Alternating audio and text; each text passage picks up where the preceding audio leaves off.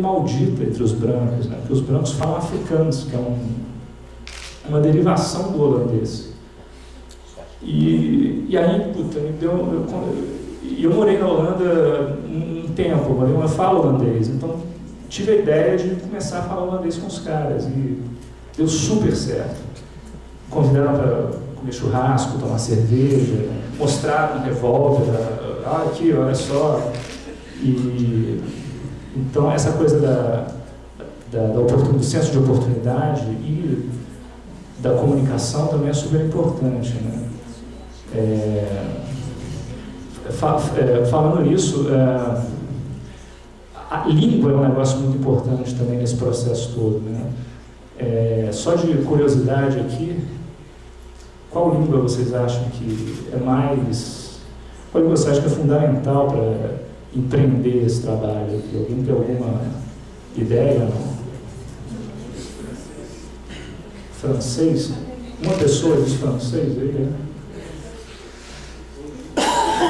Dando uma de Pedro Bial, aí quem acha que é espanhol, aí levanta a mão. Por ninguém. E inglês. Para quase todo mundo, né? Alguém tem alguma outra ideia brilhante? Não? Amigos, a língua fundamental para empreender esse trabalho é o português. Se vocês não sabem, não tem muita intimidade com ela, é melhor comprar uma gramática, trate de se apaixonar por ela, então mude de profissão. Porque o que chega de texto torto de correspondente, a coisa mais irritante que tem é você editar um texto de correspondente sem acento, o cara não sabe botar vírgula, o cara erra, é um horror. Então, assim, você pode falar inglês, pode falar espanhol, que por sinal são duas línguas importantíssimas, mas não esqueçam do português, porque, pelo amor de Deus. Falando, só para finalizar, falar um pouco de mercado, né? Mercado de jornalismo. Eu acho que, fazendo assim um brainstorm de vir para cá, eu acho que algumas características do mercado e da profissão hoje são, talvez, o personalismo, a gente estava comentando ali um pouco antes, é uma profissão que depende muito do contato pessoal. Não se esqueçam que eu fui para o Estadão porque eu estava ali na praia, o cara apareceu e me ofereceu um emprego. Meu primeiro emprego no jornal O Tempo foi... Eu estava numa festa de 100 dias do jornal, encontrei o Erval Brás, que era um amigo de infância dos meus pais, no banheiro, e aí ele falou, pô, passa lá amanhã, e eu passei. Então é uma coisa que depende muito de contato pessoal. Se você quiser dar aula em qualquer universidade, você vai fazer um concurso, é super objetivo, existe toda uma meritocracia envolvida. Jornal não é nada disso, jornalismo não é nada disso. Assim, eu acho até que se você não for bom, obviamente você não se estabelece e nem consegue nada, mas o contato pessoal é super importante. Os nossos correspondentes, o Gustavo Chakra, por exemplo, que é correspondente em Nova York, esse cara estudava no Líbano, foi ser correspondente, chegou no jornal e falou assim, olha, eu estou estudando no Líbano, quero ser correspondente, quero mandar matéria para vocês do Oriente Médio.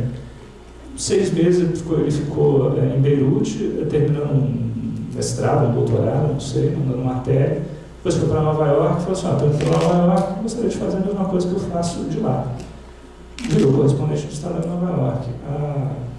O Jamil Chad, que é correspondente em Genebra, foi muito parecido. Ele morava em Genebra, não tem absolutamente ninguém em Genebra mandando matéria, ele descobriu ali, estou do lado da ONU, estou perto da Itália, uma posição central aqui da Europa. Ele começou a mandar matéria, virou correspondente em Genebra. A Cláudia, também em Pequim, mesma coisa, já morava lá há algum tempo. O Andrei em Paris também, igualzinho. A posição em Washington é um pouco diferente, é uma coisa um pouco mais cuidada, que depende um pouco mais de experiência, aí sim uma coisa um pouco mais meritocrática, mas do resto é muito contato pessoal. o que às vezes é um pouco chato. Porque, pô, você sai da faculdade, você não conhece ninguém, quase ninguém, né? Então é difícil você começar mesmo. Uma outra questão é a questão da seletividade, que tem muito a ver com a proximidade que as coisas acontecem, para você conseguir hierarquizar uma notícia, né? Você precisa de fazer um abre de página, e aí tem um terremoto na Espanha que morrem 7 pessoas. E tem um ataque no Paquistão que morre 150. A capa da Espanha. Porque a gente tem uma brincadeira no jornal que um americano é igual a 50 paquistaneses. E a questão econômica é muito forte. Assim, eu diria que tinha um diplomata, um chanceler do Brasil, nos anos 60, chamado Vasco Leitão da Cunha, se não me engano.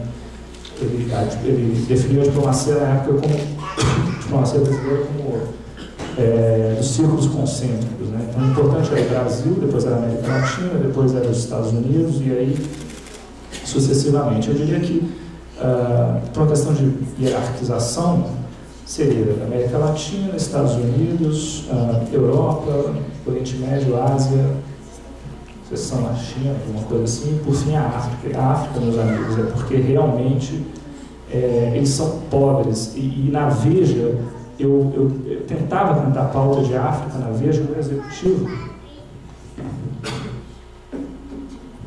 Meu executivo tirava o óculos, eu começava a falar de África, tirava o óculos, botava a mão na cara, eu fazia assim.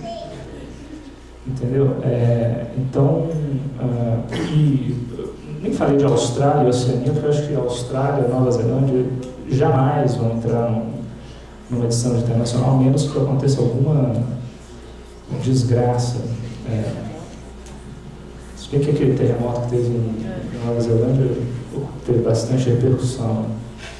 Mas eu acho que essa questão da seletividade também, que ficar de olho onde as coisas acontecem, é super importante, e a proximidade que elas têm com o Brasil. E, por fim, uma última coisa que eu acho interessante mencionar é a questão do mercado em constante mutação. Quando eu estava me formando, em 95, era a transição da máquina de escrever para o computador. Isso com 15 anos, 16 anos.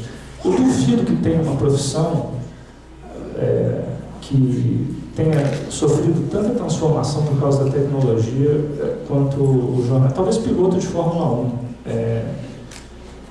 Mas a diferença é bruta. Pensar hoje que em 95, na época que eu estava me formando, as pessoas ainda escreviam na máquina é demais. E isso está mudando o tempo todo.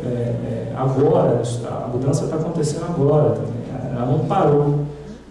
E a minha mulher, ela é zoada em casa pela incapacidade de fazer boas escolhas, né? A internet chegou no Rio de Janeiro, a TV a cabo chegou no Rio de Janeiro.